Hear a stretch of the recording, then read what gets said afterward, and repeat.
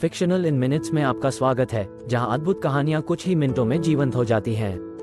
मैं आपका मित्र हूं और मैं आपके लिए कल्पना और रचनात्मकता के छोटे छोटे विस्फोट लाने के लिए रोमांचित हूं।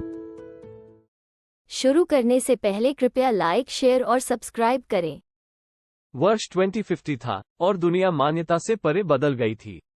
प्रौद्योगिकी उस स्तर तक उन्नत हो गई थी जिसे कभी असंभव माना जाता था, और लोगों ने इसे इस तरह से अपनाया था कि किसी ने कभी सोचा भी नहीं था। युग की सबसे महत्वपूर्ण तकनीकी प्रगति में से एक आभासी वास्तविकता थी। आभासी वास्तविकता लगभग दशकों से थी, लेकिन यह 2020 के मध्य तक नहीं था कि यह व्यापक रूप से उपलब्ध और जनता के लिए सस्ती हो गई थी। ये साधारण गेम और सिमुलेशन के साथ शुरू हुआ, लेकिन जैसे जैसे तकनीक में सुधार हुआ, वैसे वैसे आभासी वास्तविकता का अनुभव भी हुआ। जल्द ही लोग गेम खेलने या मूवी देखने के अलावा और भी बहुत कुछ कर सकते थे। वे अपना पूरा जीवन एक आभासी दुनिया में जी सकते थे, जहां कुछ भी संभव था। आभासी वास्तविकता की दुनिया एक ऐसी जगह थी जहां लोग अपने घरों को छोड़े बिना अपने बेतहाशा सपनों को पूरा कर सकते थे। वे कोई भी हो सकते थे जो वे बनना चाहते थे, कुछ भी कर सकते थे जो वे करना चाहते थे, और वे कहीं भी जा सकते थे जहां वे जाना चाहते थे। आभासी दुनिया इतनी यथार्थवादी थी कि इसे वास्तविकता से अलग करना अक्सर कठिन होता था। लोग अन्य आभासी प्राणियों के साथ बातचीत कर सकते हैं, आभासी घटनाओं में भाग ले सकते हैं और यहां तक कि आभासी नौकरियां भी कर सकते हैं। वास्तव में कुछ लोगों ने वास्तविक दुनिया की तुलना में आभासी दुनिया में अधिक समय बिताया। लगभग हर घर में वर्चुअल रियलिटी हेडसेट होता था और लोग अपना अधिकांश समय आभासी दुनिया में बिताते थे। उन्होंने इसका उपयोग अपनी वास्तविक जीवन की समस्याओं से बचने के लिए, उन चीजों का अनुभव करने के लिए किया जिनके बारे में उन्होंने कभी सोचा भी नहीं था, और अन्य लोगों के साथ इस तरह से जुड़ने के लिए कि वे वास्तविक दुनिया में कभी नहीं कर सकते थे। इन लोगों में से एक जैक नाम का आदमी था। जैक एक 27 वर्षीय सॉफ्टवेयर इंजीनियर था जो सामाजिकता में कभी अच्छा नहीं रहा था। वह हमेशा अंतर्मुखी था और उसे अन्य लोगों से जुड़ना कठिन लगता था। लेकिन आभासी दुनिया में वह कोई भी हो सकता है जो वह बनना चाहता है। उसने मैक्स नाम का एक व्यक्तित्व बनाया था, जो वह सब कुछ था जो जैक नहीं था: आत्मविश्वासी, आकर्षक और साहसी।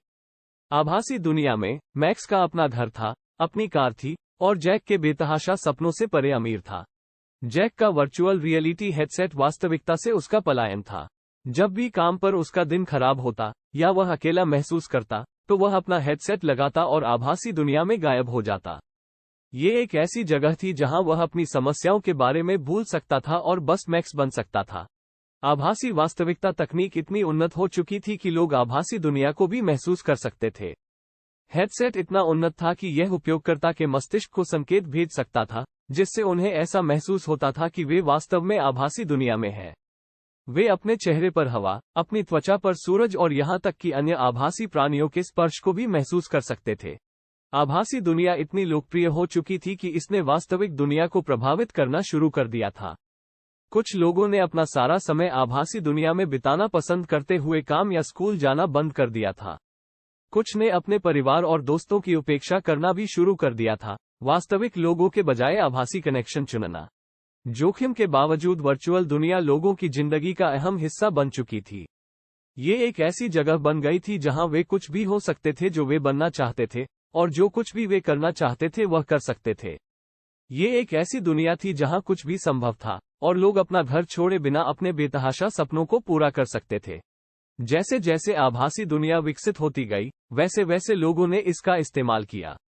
कंपनियों ने बैठकें आयोजित करने के लिए आभासी दुनिया का उपयोग करना शुरू कर दिया, और लोग आभासी दुनिया में संगीत कार्यक्रम और खेल आयोजनों में भी भाग ले सकते थे। आभासी दुनिया एक ऐसी जगह बन गई थी जहां लोग उन चीजों का अनुभव कर सकते थे जिनके बारे में उन्होंने कभी सोचा भी नहीं था। आभासी वास्तविकता की दुनिया इतनी लोकप्रिय हो गई थी कि इसने लोगों के वास्तविक दुनिया को देखने के तरीके को प्रभावित करना शुरू कर दिया था। कुछ लोगों ने यह मानते हुए वास्तविक दुनिया की आवश्यकता पर सवाल उठाना शुरू कर दिया था कि आभासी दुनिया हर तरह से श्रेष्ठ है। उनका मानना था कि आभासी दुनिया एक जगह है। Thanks for watching this video. Subscribe my channel for more information.